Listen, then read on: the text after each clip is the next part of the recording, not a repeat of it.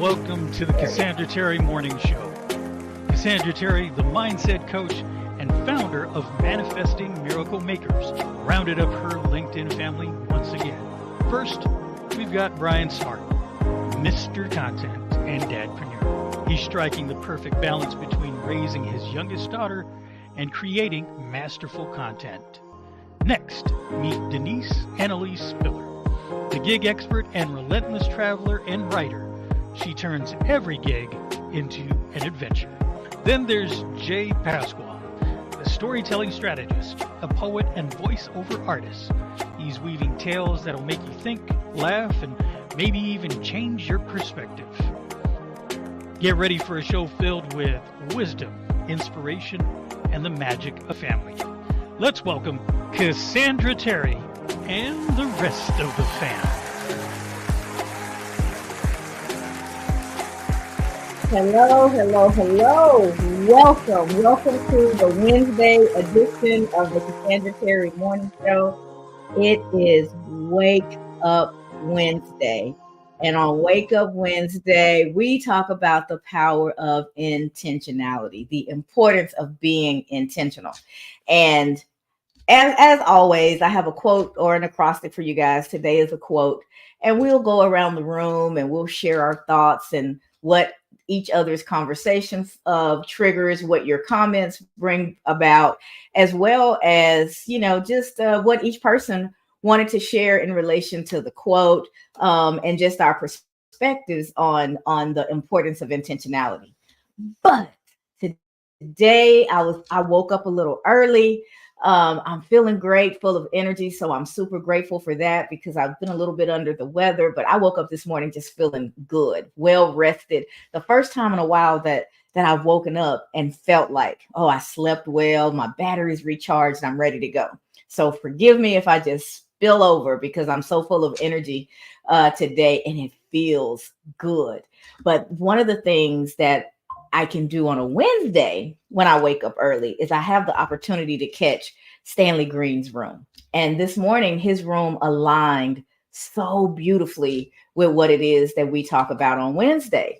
And so I want to share with you guys some of the things that I learned from his room. Just like I always start with a quote or an acrostic, his rooms always have a video, less than 5 minutes typically, a video that he has his followers watch before coming into the room, and that is driving the conversation.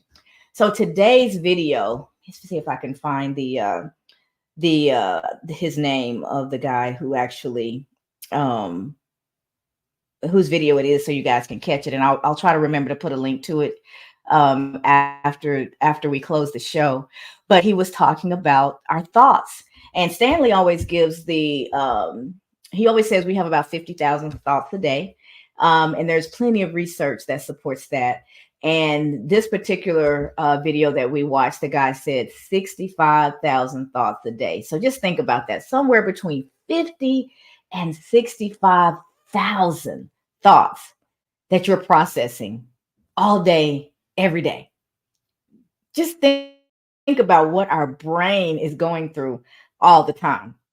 However, the most important thing, the most impactful thing for me that I heard from that video was the speaker was saying that 95% of those thoughts are subconscious, meaning we don't even realize they're happening. That's that autopilot that we talk about all the time, that stuff that's happening in the background. And the other data point that I thought was most important was that the 5%, our conscious thinking, can program the 95%. Meaning, if most of the time we're moving through the world thinking about what we're worried about, what has gone wrong, what has frustrated us, who we're mad at, all those negative things, that's what we're programming the other 95% of our thoughts to process under the covers, right? Under the hood, where we're not even aware of what's going on. Right. So getting control of that 5% of your thoughts starts to reprogram or change, influence the 95% that we're not aware of. That's powerful. That's that power that I talk about all the time, how we have so much more power than we realize. We have so much more power than we actually take control of. If that 5% that I'm aware of can change the 95% that's quietly driving me, telling me what I deserve, telling me what I'm capable of, what I should and shouldn't do, how life really is. If that 5% can affect that 95%, look how much control we have by the choices that we make. So when we choose, and I won't remember it exactly, but he basically said, choose positive thoughts, choose creative thoughts, choose the thoughts that are going to be impactful, the things that are going to move you forward towards the life that you want. So choose your thoughts wisely. How do you do that? First of all, you have to tap in and be aware of what your thoughts are. We've talked about that for almost a year now. Actually, for over a year. I went to a celebration, I think it was yesterday. Yeah, last night. I went to Damien and Jack's room, Jackie, and they were having their 1 year anniversary of their room, which was really cool. So it prompted me to look back at how long this has been going on, how long the Cassandra Terry morning show has been happening. And it actually began in February. So it was running for a year in February. October the 10th is when Brian joined. October the 11th, there was OJ. And by the 12th, kind of the fam was in full effect. And so in October, we will have been doing this as a collective for a year. So I hadn't even thought about it really at this point until I was celebrating with Damien and Jackie last night. And I was like, just out of curiosity, I started looking back. And that very first video was there. And it was hilarious because I did the whole show and I was just getting you. It was the first time I was using StreamYard, and I didn't put myself on the stage, so there was just darkness and no voice. It was just the black screen for 20 minutes or whatever. And so when I went back to look at it, I realized what was happening. I was like, oh no. So I did it again, and figured out where the error of my ways. And then I kicked off the first show as a repeat and had to take down the mess. And I used that. I talked about resilience and how important it is to overcome obstacles and learn and not see a failure as a stop sign, but as a pause. I need to figure out something here, do something different, and get back in. And so from the very beginning, since February a year ago, we've been having these same conversations, guys, day in, day out, week in, week out. So the question that you have to ask yourself at this point is, you've invested a lot of time here. You've invested a lot of energy. Some of you have shown up outside of this space and have participated in courses and vision board parties and different things. Conchita, thank you so much. I saw you last night. You registered for the SOAR challenge that we're kicking off next week. So you guys are invested, not just in me and the fam, but you're investing in yourself. But are you intentional about that investment? What do you intend to get from it? What have you allowed yourself to get up to this point, right? And if nothing else, by now, we should have a more awareness of our thinking, because it's one thing to get excited in the moment. It's another thing to actually take something from that moment, integrate it in your life, and show up differently so that you can start to break old habits and patterns and move towards what it is that you want. Yes, Kim, I would love to see you there. That would be great. It starts next Monday.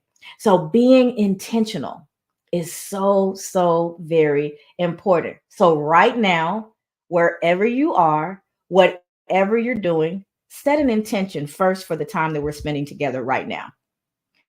Be intentional about why you're here and what it is that you want to get from this moment, so that when this 45 minutes or so are up, you walk away with something, just one thing. I did a presentation over it, probably, I think April will be about a year ago. And it was talking about the voice within, my favorite topic. But it began with the number 85. And I love numbers. Numbers don't lie. Numbers can be manipulated to tell a story, but numbers in and of themselves are one of the purest things around, right? They just the facts. They just give you the facts. And one of the facts that I discovered in my research is about 85% of us do absolutely nothing with the information that we receive when we go to courses, conferences, show up in rooms like that, those types of things. So I took it on as a mission a year ago to try and upset that number and move more of us from that 85% and start to increase that 15% and see that number grow. Meaning that the people who are hanging out with me, I want to keep talking to you. I want to keep shaking things up. I want to keep imploring you to jump into the 15%. Even if you just do one thing differently, it changes everything. You've disrupted the pattern of your life and you've given yourself the opportunity for a different outcome, a different experience, a different result. And that's what we're looking for. If we wanted the same old, we wouldn't be doing things like this. We wouldn't be looking for opportunities to grow and to learn and expand our knowledge, right? So we're looking for something different, but we have to move from looking for it to actually implementing something. We have to do something different. That's where the real change happens. And if you just take one thing, maybe it's I'm gonna start my day every day with positive affirmations or with gratitude. I'm gonna end my day with three great things that happened today, right?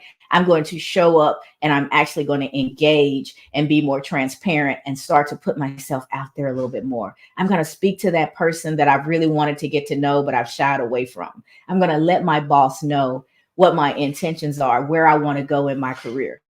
I'm going to take a step, not all the steps, just one. Commit to that one thing. Be intentional about the one thing that you're willing to do different and watch your life start to change. Watch the results start to roll in that you've been wishing for before. But wishes are all up here and in here. And that's a great place to start. That visualization is where we begin to see what it is that we really want. But it stays there if you never put any action behind the wishes. You have to break that dream, break that wish down into a goal. My dream may be to have this big mansion on the hill, right? But unless I win the lottery, that's not going to happen tomorrow. But what actions can I start to take that's going to start moving me towards that hill? I'm going to be more mindful about how I spend my money. I'm going to be more mindful about what I invest in and where I spend my time. I'm going to take good care of my abode, of where I live right now, so that I'm prepared when I have a bigger place to take care of. You start to think about what you're going to do. You have to go from thinking, dreaming, wishing, wanting to doing, implementing, taking action. And you only have to take one. That's where we get in trouble. We try to eat the whole elephant. You're never going to get there that way. Your mouth is stuck. Your jaws are uncomfortable and you just give up. This is too hard. This is too much because it is. And you've bitten off literally more than you can chew if you're trying to eat that whole elephant. But what you can do is take a bite. And so you have to commit to the bite that you're going to take. And don't worry about the next bite. Just sink your teeth into that one. Chew with everything that you have. Give it all that you've got. Break it down. Get it done. Swallow that one. And now you're ready for the next bite. But don't think about it until you've accomplished step one. And most of the time, we're so busy thinking about step 21 that step 1 through 20, we don't even begin to take because we're already overwhelmed. Break it down, commit, take that first step. How does that tie to what we were talking about? Well, first of all, you're having all of these thoughts, 50 to 65,000 a day. But when you hone in on the one and you choose the I can, because those thoughts are often negative, a good portion, I've heard up to 90% of those thoughts are negative, are limiting, are fear based. So that's what's going on underneath the covers. But what we can do is choose that one positive thought. The example that the speaker used in the video was going to work. You make the conscious decision that it's time to go. But then once you do that, you kind of go on autopilot. You get in your car, you crank it up, you back out of your driveway, you turn on those familiar roads, and before you know it, you're there. You have not thought about all of those actions that you're taking. Subconsciously, your mind is driving you from where you are to where you're going. But it took that first thought to get it to do that. If you got in your car without intention, without the action of I'm going to work, who knows where you'd go? You'd probably drive around aimlessly because you have no point of destination picked out. You haven't thought about it. So the subconscious mind can't get to work to get you there. So when you see it like that, and you see that that one thought, I'm going to get to work, got all the other thoughts aligned to get you there, you see that connection. That's why they say the 5% can reprogram the 95. So what do you do when you catch yourself having conscious thoughts that are not, y'all, I have to pause for a moment. I'm not going to cry, Miss Bridges. I might. My heart is so, I think I might. Oh my goodness. Y'all give me a moment. One of my teachers from school just joined the live. And this is a lady that I have loved ever since I was a little girl. And, you know, I talk about where I grew up. And I was just one of those students that my community believed in. And she was a big, and is apparently still. I saw a lot of comments from her yesterday when she discovered my room. She's a big part of the confidence that I did have. It wasn't internal. I didn't, it took me a long time but to get to a point to where I believed in myself. But I had people like Alice Lamb Bridges, who just joined the room, who believed in me when I didn't have those beliefs in myself. She saw something in me. She told me I was special. She told me I was capable. She was not only my teacher, she was also our cheerleader sponsor. So cheerleading was a big part of my life when I was growing up. I made my first cheerleading squad when I was in the 4th grade, and I cheered all the way through until I graduated. So this lady and her kids were a very active and influential part of my life. And the fact that she just showed up right now really warms my heart. And I thank you, Miss Bridges, not only for being here today, but being so impactful and supportive of me when I didn't know how to do that for myself. The things that you guys saw and the things that you said to me and the way you believed in me and continued to support and move me forward helped me keep moving forward when I didn't have those thoughts for myself. I was so different than what they saw. I didn't believe in myself. I didn't realize how capable I was. I didn't see myself as special. I was so yearning to just fit in and just belong and just be liked. And at the same time, I had this community of people who were doing all of those things before I had the skills to do it for myself. So I will be forever grateful for you, to you for that, Miss Bridges. And it always means a lot to me when I get a chance to give people their flowers while they can still smell them. So I have a big old bouquet of flowers that are sprayed with love for you, Miss Bridges, and for, you know, really the entire Formersville teaching, all my teachers and the administrators and stuff. Y'all, I come from a very small town called Formersville, Texas. It's northeast of Dallas. My graduating class only had about 30 people in it. So it was a small environment. Everybody knew everybody. Everybody knew your parents. So if you weren't doing the things that you were supposed to do, there was somebody that knew your parents and could get you in line. And it was a different time too. Back then, you know, adults, if they saw a kid not acting as they could step in and they could correct you without fear of the kid's parent, you know, jumping down your throat. It's a different time now, but I was really reared by a community. Both the neighborhood that I lived in, that was community. So many people stepped in and parented. And then at school, a community. I mean, those folks raised me up and told me I was capable of everything. I think I quoted, I know you remember Miss Cook, Miss Bridges, and Miss Cook was the English teacher and the advanced English teacher in high school. And English is what I love. That was one of the courses that I always excelled in. And so did my mom. And so grammar and all those things. And she taught us, how you conjugate verbs and how you construct your sentences. And she taught us to master our language in a way that people don't teach anymore. And I'm forever grateful for that, because it helps me in my writing and to do all the things that I do now. That's why I told Miss Bridges yesterday, you guys are foundational to me getting here. But one of the things that Miss Cook said that I'll never forget, she had us reciting poems, and I did a poem by Robert Frost, who is still an author that I really like his work, because she introduced him to me when I was a youngin'. And when I finished, she looked at me with so much adoration in her eyes, and she said, "Cassandra, Robert Frost couldn't have done that better himself." So that is the kind of input I got growing up in this small town with people who saw you and recognized your abilities and set expectations for you to live up to those abilities. And for me to have been out of that school for 40 years, y'all. I graduated in 1986. I've been gone a long time.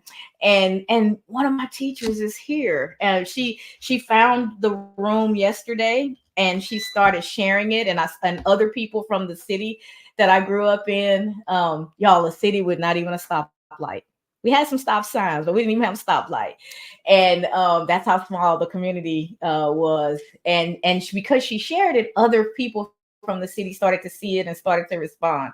And so it's just amazing that she followed through, and she's actually here live. So forgive the little sidebar, but it was totally worth it, because this woman and that entire community believed in me when I didn't. And that belief pushed me right on out the door and into college and into all the things that have come since then. So, Miss Bridges, I love you, and I am so grateful for you now and then.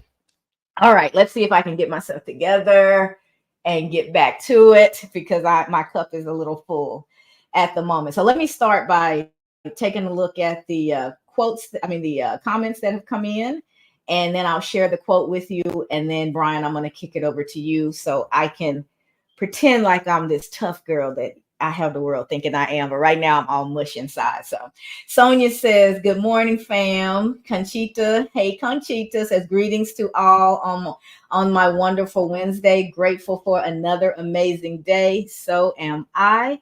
She says, "Awesome, Cassandra. May your cup runneth over. Thanks for sharing the joy." You are absolutely welcome. Kim says, "I have to get signed up." True that. Yes, Kim, I'm going to send you the link afterwards, right after the meeting is done. So you can go ahead and get signed up today, and we can get you locked in, because we are going to have a great time next week. I'm excited about it.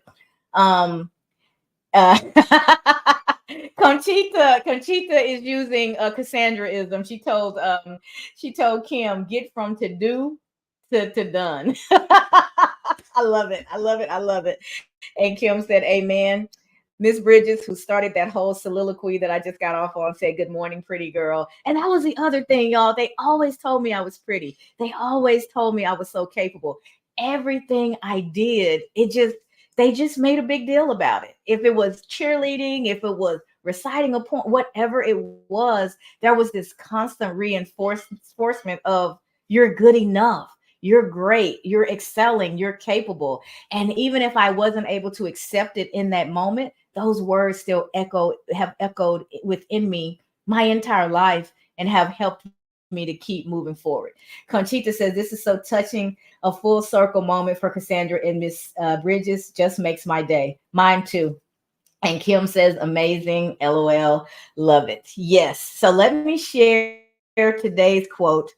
And then we will get around to Brian's thoughts, and then to Jay. And maybe I'll come back when I'm a little bit less perflunked, a little bit more together.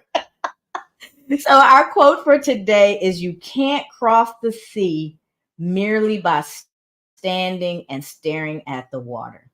I'm going to let that sink in, guys. You can't cross the sea merely by standing and staring at the water. Why is that important? Why is that a good quote for a day like today, Wake Up Wednesday, when we focus on being intentional, because you have to do exactly what I was talking about before. Move from dreaming about a thing to taking that first step. The way you're going to cross the sea is by taking inspired, purposeful, intentional action.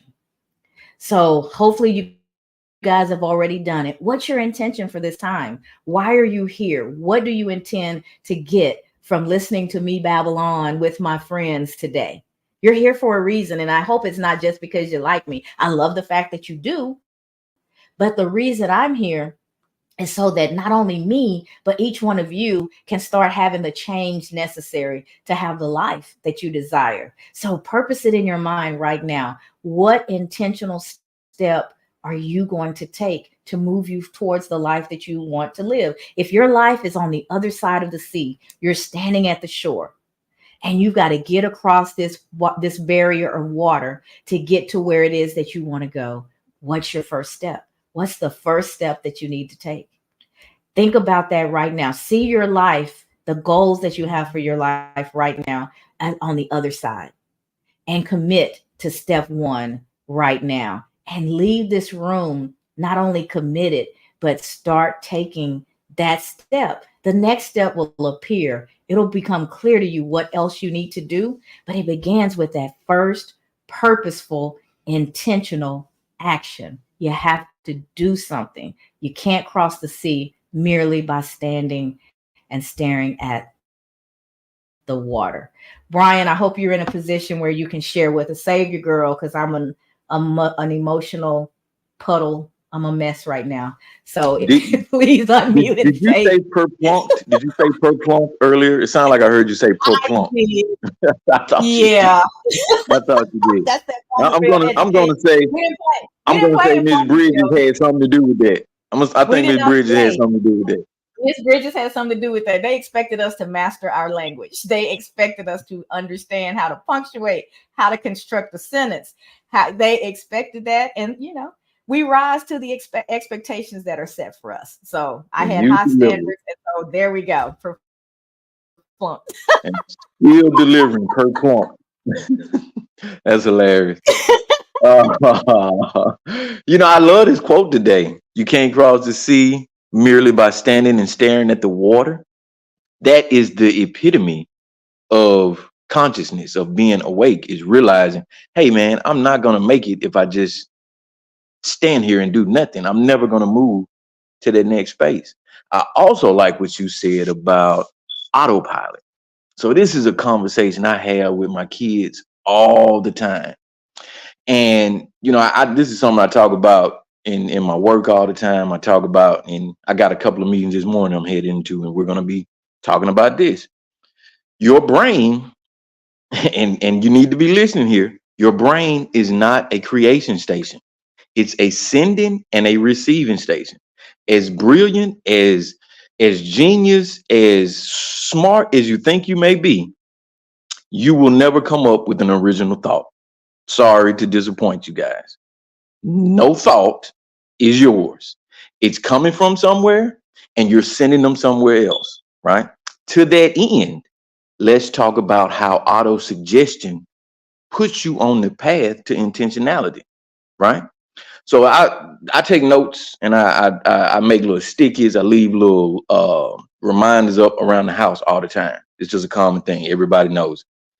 But when it comes to what I want you to do, I'll start leaving up little sticky notes, and you'll think I'm leaving them for me, but I'm really leaving them for you. The reason I say that is this whole auto suggestion conversation that you started so smoothly, Cassandra. I made sticky notes for my own purpose, and I left them out so that Bree, my youngest daughter, could know. I said it's a way of training your brain to think about the things you want. She said, okay, I don't understand what you're talking about. Let me read it. Let me read. She said sub, and she looked up at me. Whenever she doesn't get a word, she'll look up at me. I said conscious. Then she went over to the next one. She said auto suggestion. Then she went over to the next one, creative imagination. So Let's start with auto suggestion. I made an auto suggestion to her. Hey, you're amazing. You can do whatever you want to do. Dad doesn't mind if you look at his stuff. Now she's taking that and she put it into her subconscious. Now she's thinking, man, I can do anything. My dad's cool. He didn't mind if I look at his work. He wants me to learn. That in your subconscious, that plant transfers to your creative imagination. It starts to go into work and starts to come up with all of the things that you want to do. Like you said earlier, Cassandra, when you go into that place in the morning and you don't even have to think about it. That's because you use auto suggestion. You implanted that into your subconscious and now it's in your creative imagination. You don't have to think about it, right? You're just going down the roads that you know you need to get to so that you can get to that destination. It's the exact same thing in life. If you want a thing in life, you have to be the one to decide, I'm going to put this in there. Right? I might not always be the uplifting, the positive affirmation guy. I have bad days too. So for those days when I don't have the mental fortitude to inject these thoughts of positivity into my mind myself, another form of auto suggestion is surrounding yourself with people that can do it for you. So if I'm not able to do it, guess what? Cassandra's going to do it. Jay's going to do it. Bree's going to do it. Somebody's going to give me what I need to help continue to fill my subconscious with those thoughts that I need to continue to direct my path. Auto suggestion is one of your most powerful tools. Like my man said, use it. Like Bree says, let's do it, Dad. Use auto suggestion. It is your superpower. You can do what you want to do, but you have to decide what that is. That's why your definite objective is so important, right? People will say, oh, well, I can't have a definite objective because I don't know my values. Cassandra just told you, take one step at a time. Start with wanting that definite objective. And I guarantee you, you'll start to ask yourself, well, what are my values? Now you're going to go searching for your values. Once you find your values, you can start to align that definite objective with those values, one step at a time. Start with learning what it is that you want, and everything else will start to come in after that. That's my time. I sound like an announcer. That's my time, guys. I mean, I love it. If we just look at our children, they learn to hold their heads up before they can sit up. They learn to sit up before they can crawl. They learn to crawl before they can walk. They learn to walk before they can efficiently run. One step at a time. And they don't quit. Could you imagine? I was talking to somebody, I don't know if that was you, Brian, or somebody at work. We were talking the other day. Could you imagine what the world would look like if our children, once they had that first fall, said, I'm never going to try to walk again? Or if the mom, once the child fell, said, I'm never putting them down again. I'm never going to let my child fall and hurt themselves. So I will just carry them for the rest of their lives. No, step by step, one step at a time, we build upon the foundation. You start with that clear, that definite objective, that intentional, purposeful thing that you're going for. And then you begin to take those steps one at a time. Learn to hold your head up on your own. You've seen a baby's head, it's just wobbly. That's one of the first things a new mom's going to tell you when they hand you the baby. After they've asked you if you've washed your hands, the next thing they're going to say is, be sure you hold the head. Keep the head secure, right? And then all of a sudden and this is so resonating with me right now because my grandbaby's going to be 3 months old next on Saturday. So he's gotten to the point where he's holding his head up. He's a little bit more aware and interacting with his eyes, and he smiles when he sees you. Just watching that development. Before, he was just a little sack of skin that you had to feed when it's cried and change his diaper. And you knew there was a person in there that was developing, but he couldn't do much except for just be. And now in 3 short months, he has an opinion. He knows when he lets you know if you're too loud, if he doesn't like the way you're holding him. He has an opinion already about what's okay and what's not. But it's a process. Learn to hold your head up on your own. Then you learn to sit up. Then you learn to crawl. You know that your mom put you on your belly. We call it tummy time. So you're building up those muscles. We have to give ourselves grace and space to build up the necessary muscles to accomplish the things that we're going after. We try to go straight from brand new baby to crossing the stage in college. It's a process. That's why we talk about the 4 P's, right? It's a process before you propel to to the ultimate goal.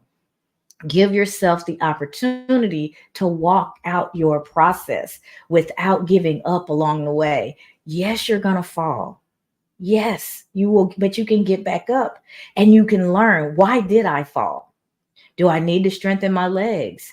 Was there a pothole there that I didn't notice? That's called learning from your mistakes. You take a look around, you examine what's happening, and then you integrate that into the next time you take that step. Now you're more likely to get farther because you've learned something that you can integrate that can help you keep moving towards your goals. That's what this life is, guys. We get up, we make a decision, we start going for it, we trip. Now we've got a decision to make. Am I going to get back up? Am I going to keep moving towards, or am I going to give up because it's so uncomfortable and never get to the destiny that really belongs to me? We get back up, but it starts with a choice. Choice, choice, choice. Make the choices that are going to move you forward and keep you moving in the direction of your goals. And as long as you're doing that and you're positive, I can do this. Yes, I fail, but now I know 100% assured that I know how to get back up. And I know something now that I didn't know before I failed. I'm going to use that and I'm going to get back in the game. And you are, as you're making those choices and you're having those mental conversations with yourself, that 5% is retraining, reprogramming, reframing the 95% that's playing under the hood. That's why it's so important to own your thoughts and to choose them wisely. Do you understand that you can choose your thoughts? We are not victims of our thoughts. When they show up, if they're not good thoughts, things that are going to move you forward, in that moment, choose another one. I fail. My thought tells me I'm no good. I'm never going to be able to do it. I talk right back to that thought and I say, I've done everything that I tried to do up to this point. This is something new. With time, I'll learn to do this too because I'm capable of learning. That's so different than the thoughts that we typically have. I can't believe I fail. And that person over there who I don't even know, now all of a sudden I'm concerned that that person saw me fall. If you get up, that person will also see you recover. And you may be the very thing that's inspiring them to get up when they fall. Just change your thinking, just a smidge, just a little bit, and changing your thinking, and you change everything. You start to reprogram that subconscious so that you are excelling in life and having the things that you desire. All right, Jay, it is your moment. I know you're going to bring us a powerful scripture, and I can't wait to hear what you want to share. But before you do, Miss Bridges just said, let's see what she says. Mrs. Highsmith told me that your mom was so smart in school, too. It was your beautiful smile every day that made others gravitate towards you, and total respect for adults who work with you. We never see ourselves as others see us. You were respected by teachers as well as your peers. You have been outstanding all of your life. That's my foundation, guys. That's what was poured into me every day, even when I didn't know how to receive it. That's the environment that I grew up in. So say those things to your, she said, get rid of that stinking thinking. Exactly. Get rid of that stinking thinking and began to reprogram your mind so that you support what it is. You can see yourself having it. You can see yourself achieving it. You see yourself as someone deserving of it. That makes all the difference in the world. And when you're blessed enough to have a community that's pouring into you as well, you can't win. You can't lose. The only way you're going to lose is to quit. The only way. And Mrs. Hightower, Miss Highsmith was right. My mom was and is extremely smart, and so was my dad. I heard they were both really good students. And so, yeah, I am grateful for my DNA as well as the community that I was born into. So thank you for that, Miss Bridges. Leah said, "Bam, that is fire." Flip the script. Exactly. Flip the script on that stinking thinking. When you hear those negative thoughts go through, don't just let them lay there and fester. Challenge them, reframe them, talk back to them with a positive message. Bring in evidence if you need to, right? Lean into your community because your community sometimes does see you better than you're able to see yourself. So there's so many opportunities to reframe that thinking, but you have to wake up Wednesday and every day and be intentional about what you allow, the inputs that you allow, and the thoughts that you allow to go through your head. Stop them. Don't choose. Those thoughts are going to, they're fleeting, but just don't choose those negative ones. Invest in the ones that are going to help you get where it is you want to go. All right, Jay, over to you. I'd love to hear what you have to share with us today. Thank you, Cassandra. I think one of the biggest examples of living intentionally was Daniel. And so I'll go to Mm-hmm. the book of Daniel, chapter 6, verse 10. Now, when Daniel learned that the decree had been published, he went home to his upstairs room where the windows opened towards Jerusalem. 3 times a day, he got down on his knees and prayed, giving thanks to God, to his God, just as he had done before. So it was Darius who said, "Hey, look, you got to worship me. This God of the Israelites and Jerusalem, nah, it's me." And as soon as Daniel heard it, he went right up to his room, went right to his window, and opened it towards Jerusalem and said, "Okay, I heard it. I understand this decree's out there. I still don't care. I'm intentional. My intention is to worship my God." And we understood later what happened, right? Daniel has a powerful story. He defied the order, he defied that decree, and he faced retribution from it. And this is something that we as believers got to wrap our heads around, knowing that we're going to go through adversity and still live intentionally, right? For those of us who are believers, it's that spiritual connection. It's having that consistency, that prioritization for faithfulness and prayer, right? Those things together is what's going to get you through that adversity. God's supposed to be, right? If you're a believer, the all powerful God, right? He has dominion over everything, right? So, why then would we question that authority if we're going to go through some adversity? God could stop all of that from happening at a thought, right? But we have to go through it. And it's from that we'll learn that intentionality, that persistence, that consistency, and that prioritization is going to get you through that adversity. I like what's happening here, Cassandra. The fact that you're seeing a glimpse into your past and recognizing all your experiences that led to today, right? The intentionality of your life and how it led to this moment here right now where you are. I'm recalling my time and looking back at my experience, and I wasn't always the, the model student. Um, the constant theme throughout a lot of my parent teacher association meetings or parent teacher conference meetings was Jay would excel if he would just apply himself. And quite truthfully, I was bored. And so I intentionally did the things that I wasn't supposed to do and could have done a lot better than I had done. Now, I got A's and B's, but I could have gotten the I could have gotten the dean's list or whatever.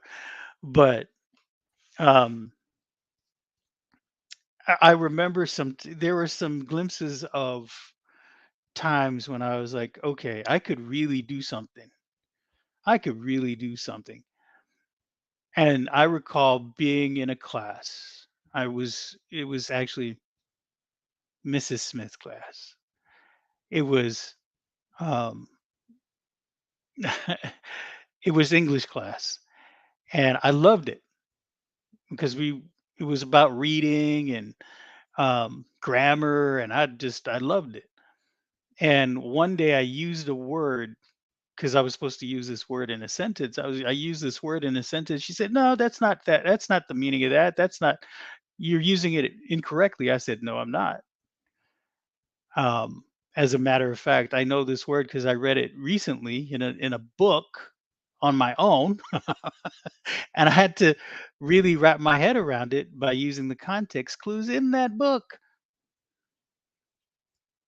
And she still said, "No, you used it." And I said, "Okay, I'm so confident. I'm so confident that if you bring that dictionary here, I will I will bet that you will allow me to skip class in your class, skip class in your class, because I know I'm correct." And she read it, and I was correct. The teacher was incorrect, and I never took her up on the offer on the bet, because I knew I was going to get in trouble. But it just that kind of thought stuck with me for a minute, that if I had just applied myself, right, being intentional, where could I have gotten myself, right? How far could I have gone if I had just listened to my teachers and my parents at that time in my life, you see? But, and you just now as an adult, I'm living intentionally. I'm applying myself because I need to, because ain't nobody got time for that. But I just thought I'd bring that to the conversation. Cassandra, thank you. Back to you. Absolutely. And and that's the thing about looking back. I encourage us to look back without judgment, because it allows us to do a more accurate review of our lives, but it also allows us to see the lessons in it. And like you said, there was a time in your life where if you had applied yourself more, you think you would have accomplished additional things. But it also brings that to your today as the example. I know that being intentional, I know that applying myself is the way to accomplish what it is that I want to accomplish. So you look back on that moment where you say you didn't apply yourself, and it's just a lesson for today, instead of something that brings frustration or negative thoughts. If we could learn, because we can't change our history, so the best thing that we could learn is to review it objectively and without judgment, so that we can learn from it and allow it to make us better today. There's a lot of things that I could have done differently, but I look at it now and I just don't have any categories for those things. There's things that I wish had gone differently for little Cassandra, but I don't categorize them as good or bad or whatever anymore. They were just are. They just were what they were, and they all came together to create the person that's sitting here now. So they all played a role. They all had a reason. And, I've said it before. I definitely don't want my drama of the life I grew up in, nor any trauma that I experienced, to go wasted. And if I can share something and it makes life better for somebody else, then my experience wasn't wasted. It helped me become more compassionate. It helped me become more resilient. It helped me become me, this version of me that's still growing and changing and evolving and transforming as time passes and I learn additional things. So even the things that if I had complete control of the pen, right? If I was really writing all the story myself, the chapters that I wouldn't have written, they play a part in me being who I am, in me seeing the world and feeling and seeing people the way I do. So knowing that they all have a place helps me to look at my entire journey with more gratitude and appreciation and just see things differently. Miss Bridget said they were life lessons. Absolutely. Absolutely, they were life lessons. Conchita says, you, Jay, are exactly where God anointed you to be for such a time as this. Your scriptural context is always applicable to each day's topic. It all worked for your good. Thumbs up. There it is. Change one thing in your past and you change the entire outcome. You're in a different place. You're a different person than who we get to enjoy every day. So knowing that really helps me ground how I look at my past. It helps me heal from things that I saw in a different light when I was younger. When we process, we're processing at the age that we were then, right? And when we have the opportunity to look at things through adult eyes, you can really change your narrative and you can really see how all of those things played a part in your life unfolding as it has up until this point. But be intentional. Be intentional about the thoughts that you're having right now, the ones that you allow to stick. Be intentional about moving, as Conchita said, from to do to done. It is not enough. You can't cross the sea merely by standing and staring at the water. That was written by, I hadn't said his name yet because it's such a hard one. His name is Rabindranath, and I think his last name is Tagore. But that part I'm not as sure.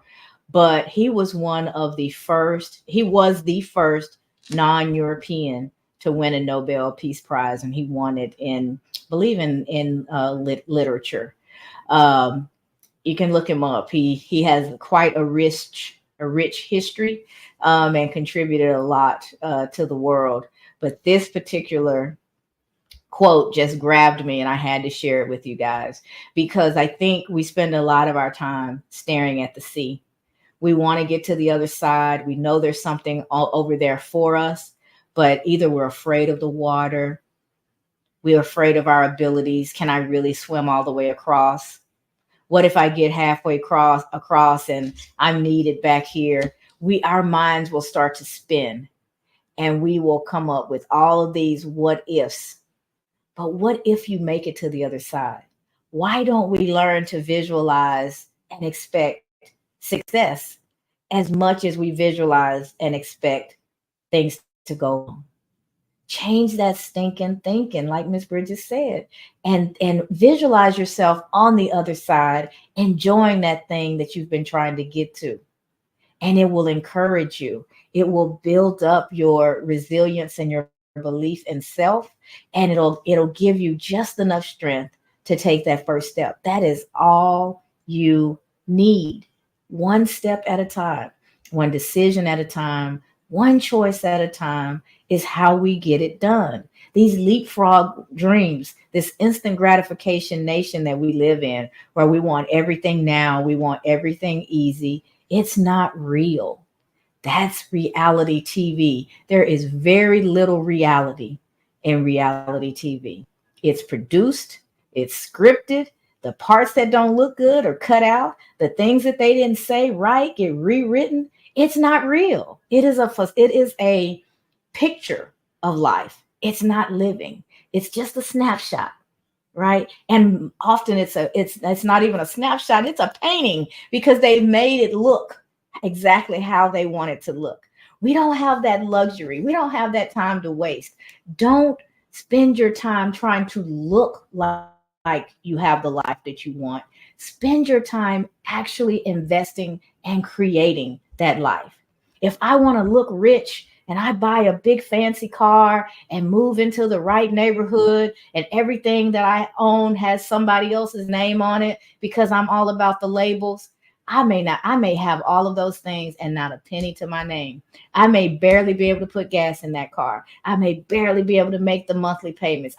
I look great, but I'm house poor.